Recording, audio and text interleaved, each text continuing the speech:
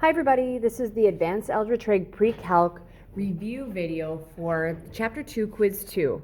All right, so I'm probably going to go through this a little faster just because, we've done this 1,000 times. So you might want to slow down this video, or you can always just pause it and write down the problems as we go. All right, so the first thing, there's three things you're going to have to do, and the first one you're going to have to do is find the equation in standard form given some roots.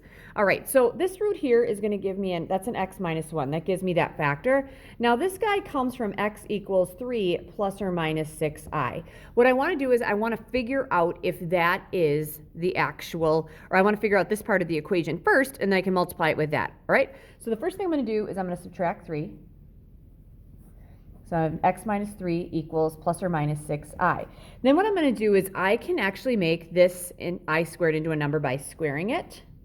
So I'm going to square this side. Now keep in mind that x minus 3 squared is an x minus 3 times an x minus 3. When you go through and you actually do all the multiplication, you end up with x squared minus a 6x plus 9. You guys can do that on your own. Plus or minus 6i. Okay, plus or minus 6 squared is going to be 36 regardless. And then we're going to have I squared.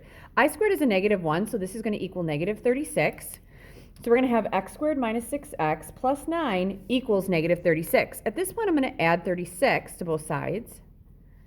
And I'm going to get x squared minus 6x plus 45 equals 0. Now, before I multiply that by the x minus 1, I like to make sure I'm right. So if I look at x squared minus 6x plus 45, and I'll see if this gets in a standard graph. I'm not really sure, and it doesn't.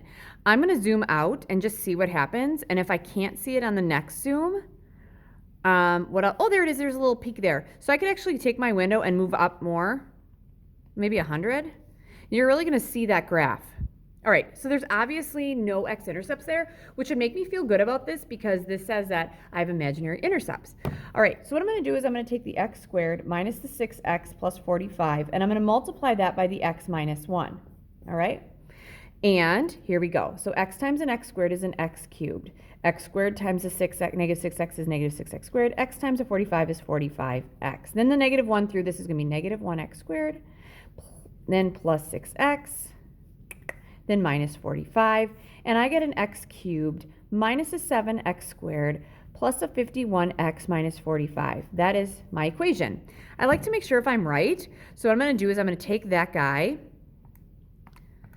and I'm going to multiply it by the x minus 1 that I had over there, and that should equal x to the third power minus 7x squared plus 51x minus 45, right? And that should be the same. I always check my table. Oh, there it is. They're equal. I'm feeling really good about this equation. So that's one of the things you have to be able to do, all right? So make sure you can write equations. All right, second one, find all the zeros for this function. Okay, well, how many zeros could I have? Well, I could have 4, because if I had factors here, you guys, I could actually have 4 factors here with these x's, right? All right, so I don't know if I do. I'm going to figure this out. I can't factor this. It's way too difficult. So what I'm going to do is I'm going to find some factors here. All right, so I'm going to take x to the 4th, x to the 4th, and minus the 6x to the third power, plus 15x squared, minus 36x plus 54. And I'm going to double check that just because I hate being wrong. So x to the 4th minus 6x cubed plus 15x squared minus 36x. Yep, plus 54. I'm feeling good about that. I have to find some zeros, you guys. That's what the whole point is. So let's find some zeros. Oh, here I got one at 3, 0. So x equals 3. At 3, 0, wouldn't that come from an x minus 3? Do I have any more I can see? That's getting super big. Let's see if I can go back here. No. Okay, so I'm going to look at the graph. Oh, look at that. At x equals 3, there's 2 of them. It touches and turns. So I know that this x minus 3 is squared. I love that. So that means I don't have this guy here. And it's looking, you guys, like there's only one real one at x equals 3. We'll see what the other ones are. All right, so here we go. Let's do some division. I like synthetic division. That is my favorite. So here we go. I'm going to take this and do synthetic division on a 3. So I'm going to have a 1, a negative 6, a 15, a negative 36, and a 54. All right, here we go. We know we should get a remainder of 0. Drop the 1. 3 times 1 is 3. Add down negative 3. Negative 3 times 3 is negative 9. Add down, that's 6. 6 times 3 is 18. Add down, that's negative 18. Negative 18 times 3 is negative 54. So what I'm left with here is an x cubed minus a 3x squared plus a 6x minus 18, which honestly, I know I can factor that, but I'm not going to. All right, I'm going to take another 3 out, because remember, there were 2 of them in there. So we got 1, negative 3, 6, and negative 18, because I'm going to keep, I always call it, keep breaking this down until I can't factor anymore. 1, 3 times 1 is 3, add down, that's 0. 3 times 0 is 0, add down, that's 6. 6 times 3 is 18. Ooh, yes, I feel good about that. This is x squared plus 6. So that's where I can't factor that. So it looks like I have 2 linear factors, and an x squared plus 6 is my quadratic, and I don't have this guy. That makes sense. Let's find the other zeros. Subtract 6. I'm going to have x squared equals negative 6. Take the square root. X equals plus or minus. Remember, it's plus or minus because I've taken the square root of both sides. And this is out as an I, and it's a square root of 6. So here are my zeros. I got x equals 3. This has a multiplicity of 2. So that takes care of 2 of the 4 that I had there. I times the square root of 6, which is imaginary, and a negative I times the square root of 6, which all makes sense in here because all I see is 1. I guess I could expand this guy up if I wanted to, but I'm not going to. I guess I could. We'll just look at it. I don't think 200 is going to change things. Do I see any more? No, I see that. Oh, see, it gets really close and really interesting graph there. But that's all I got there. All right, so there you go. Next one. All right, okay, let's see what I got here. I got x cubed minus an x squared minus a 31x minus 77. All right, guys, I can't factor that either, which really stinks. So here we go. X to the third minus an x squared minus 31x minus 77. All right, let's hope and pray that I can find a 0 here. That's my y-intercept, so that's not going to work. Oh, here we go. We got a winner. X equals 7. So it looks like I could have 3 factors, right? One of them would be x minus 7, and I could possibly have some more. I'm not sure what I got, if I have linear factors or if I have a quadratic factor. So that's what I'm going to do next. All right, let's break this thing down. So I'm going to put a 7 in here. 1, -1, -31, and -77. We know this is a 0, so we should end up with a remainder of 0. Drop the 1. 7 times 1 is 7. Add down 6. 7 times 6 is 42. Add down. Oh, it's a long day, you guys. -31 plus 42. I think it's 11. No, my calculator just gave me -31 plus 42. Yes, I'm right. It is 11. 7 times 11 is 77, which makes sense. It's 0. So we're left with x squared plus 6x plus 11 equals 0. Okay, there are no factors of 11 that add or subtract to 6. Therefore, we have some options. We could complete the square to find the last 2. Because if I look at this graph, I'm seeing that 7 there. I'm not seeing anything else. So let's say I go -100 to 100. We'll make this a super big box. All right, good. So it looks like it goes down and up. I really don't have to go so far to the right and the left. Let's go -20 to 20. All right. Ooh, there you go. See? It's only got one x-intercept, which totally makes sense. It's 7. So the other 2 are imaginary. So let's find those imaginary ones. Let's complete the square first. So if I have x squared plus 6x plus 11, and that equals 0. All right, I'm making this part into my square, so I'm going to have an x plus 3 times an x plus 3. All right, in order to complete that square, you guys, I need to add, I'm looking for a colored pen. Here we go. This is x squared. Outside and inside gives me a 6x. 3 times 3 is 9. I have to add 9, and to balance my equation, I have to subtract 9. All right, that gives me this. All right. Oh, wait a minute. I'm kind of doing this all a little backwards. My bad. Oh, I cannot do that. Let's rewind. I was putting it in graphing form because I was doing that before. All right, so I'm going to just start up. All right, so we're solving this thing. So I really don't have to do it all on one side, although I'm going to do some similar things. So I'm going to subtract 11. I want to make this side into a completed square. So I'm going to have an x squared plus a 6x, and that's going to equal -11. We should get some negative square roots here because we're going to get imaginaries. All right, here we go. This would be x and an x. This would be 3 and 3. This is just what I did before, just a little different. So here I'd have to add 9. Here I'm going to subtract or add 9 as well because I'm balancing this. We're on either side. So this is going to be x plus 3 squared equals, all right, that's going to give me a -2. All right, so here we go. Let's take the square root of both sides.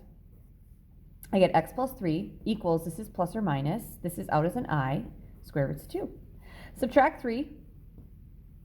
Your answer is going to be x equals negative 3 plus or minus I times the square root of 2. All right, so we should get the same thing with the quadratic formula, which is the opposite of b plus or minus the square root of b squared minus 4ac all over 2a. All right, my a is 1, my b is 6, and my c is 11. Remember, we're trying to get this. Our zeros so far is 7, and we're going to show in another way that it's negative 3 plus I times the square root of 2 and negative 3 minus I times the square root of 2, because that's what those two are. 1, 2, 3. We should have 3 there. All right, so what this means here also, you guys, is that this is x minus 7 times x squared plus 6x plus 11. There is not an extra factor. You cannot factor that. All right, here we go. The opposite of b. So x equals the opposite of b is a negative 6. Plus or minus the square root of b squared. 6 squared is 36. That's minus 4 times a times c. 1 times 11 is 11. That's all over 2 times a. 2 times 1 is 2. Negative 6 is good. 2 is good. Square root. All right, what's going on in here? Negative 4 times 11 is a negative 44. 36 minus 44, you guys, is going to give me, oh, I feel like it's negative 8. But again, long day. Want to make sure it's negative 8. All right, the square root of negative 8. All right, let's think about this. This is coming out as an imaginary. 8 is 4 times 2. The square root of 4 is 2. So this is out as an imaginary. The square root of 4 is 2. This is square root of 2. This ends up being negative 6 plus or minus. Rather than the square root of 8, we're going to say 2i times the square root of 2 all over 2. I can divide all these by 2. Negative 6 divided by 2 is a negative 3. That's plus or minus. 2i divided by 2 is just I, square roots of 2. This 2 is gone. Hey, guys, that's exactly what I had there, which confirms my 3 roots. All right? I apologize for the one in the beginning. I could have done it that way, but you know what? I'm used to solving it this way. All right, so there we go. What do we got next here? Oh, divide the following. Okay, so I'm going to do this in 2 ways. I like to use long and synthetic division. This one, I love synthetic. I'm going to do synthetic first, and then we'll confirm with long division. All right, in the box, we put a negative 1. Across the top, we're going to go with a 2, and then a 3, and then a 4, and then a 3. All right, here we go. Drop the 2. Drop the 2. 2 times negative 1 is negative 2. Add down 1. 1 times negative 1 is negative 1. Add down 3. 3 times a negative 1 is negative 3. Oh, it looks like I have a remainder of 0. This is showing me remainder constant x squared, 2x squared, plus x plus 3 is my answer when I divide it. All right, let's try this with long division. 2x cubed plus 3x squared plus 4x plus 3. All right, guys, here, made it kind of long. Here we go. What do I multiply an x by to make it 2x cubed? That would be a 2x squared, right? 2x squared times x is a 2x cubed. 2x squared times a 1 is a 2x squared. Remember, you're going to subtract, which means we're going to add the opposite. 2x cubed minus 2x cubed is 0. 3x squared minus 2x squared is an x squared. Next, you would drop the 4x. And it's plus. What do I multiply an x by to make it x squared? That'd be a x. X times x is x squared. X times 1 is a x. Again, subtracting means I'm going to add the opposite. X squared minus x squared is 0. 4x minus x is a 3x. Next, we would drop the plus 3. What do I multiply an x by to make it 3x? I'm going to multiply it by 3. 3 times x is a 3x. 3 times 1 is a 3. Subtracting again means I'm going to add the opposite. And I get a remainder of 0. Oh, that confirms these are the same. All right? And I'll be honest with you. I put a little 0 there because I knew the remainder was 0. Next one. All right, this guy. I can't use synthetic division. So I'm going to use long division. So I got 2x squared. I'll confirm my answer in a different way here. Divided by 6x to the 4th plus 5x cubed plus 4x minus 4. All right, so what first thing I'm noticing is, okay, I have a 4, 3, I don't have a 2.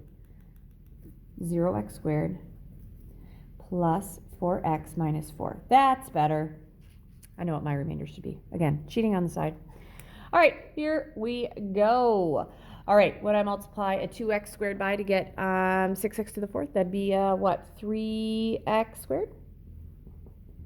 3x squared times the 2x squared is a 6x to the 4th. 3x squared times an x is going to be a 3x to the 3rd.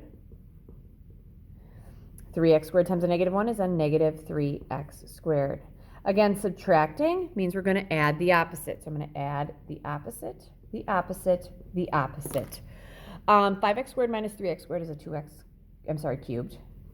0x squared plus 3x squared is a 3x squared. What do you do next? You drop the plus 4x. Next. All right, what do I multiply a 2x squared by to make it 2x cubed? Wouldn't that just be an x? X times a 2x squared is a 2x cubed. X times an x is a plus x squared. X times a negative 1 is a negative x. Subtracting means you're going to add the opposite. So I'm going to add the opposite, and the opposite. So this is gone. 3x squared minus an x squared is a 2x squared. And a 4x plus an x is a 5x.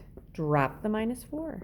What do I multiply a 2x squared to get 2x squared? That's a plus 1, right? 1 times 2x squared is a 2x squared. 1 times an x is a plus x. 1 times a negative 1 is a negative 1. And subtracting again means I'm going to add the opposite. This is gone. 5x minus an x is a 4x. And negative 4 plus 1 is a negative 3. So that's my remainder. So I'd add 4x minus 3 over what I divided, which is a 2x squared, plus an x minus 1. All right, so that looks like it's my answer. So how do I check this other than photomath? I don't like photomath. Photomath is evil. So what I'm going to do is I'm going to take these guys, I'm going to multiply these together, and then I'm going to add the remainder on, and I should get this original problem, right? So let's take a 2x squared plus an x minus 1. I'm going to multiply that by the 3x squared plus x plus 1. All right, here we go. 2x squared. Take the 2x squared through first. Oh, that is not good. Turn the lights on, guys. Sorry about that. This is what happens when you stay after school too late. All right, 2x squared times a 3x squared is a 6x to the 4th. 2x squared times x is a positive 2x cubed. 2x times a 1, or 2x squared times a 1 is a 2x squared.